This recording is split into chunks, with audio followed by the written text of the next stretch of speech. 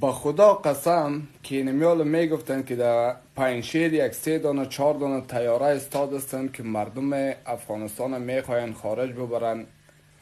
این برتان یقین میتونم، خدا شاهد است که اینمی 32 یا 33 ولایت افغانستان کلش در پنجشیر میریخت. حالا که بندای خدا در مقابل 4 دانه پنجاب بیغیرت بیوجدان دشمن وطن استاد شده، هیچ کدام جوان دمی قاطع دمی ولایت های افغانستان پیدا نمیشه که برای در پولیشان استاد شوه. اگر نقطه تان گپتان سر ما است، یک چارچوکاتی گرفته شدیم که اگر بخواهیم داخل افغانستان بیاییم بر ما امکانش نیست.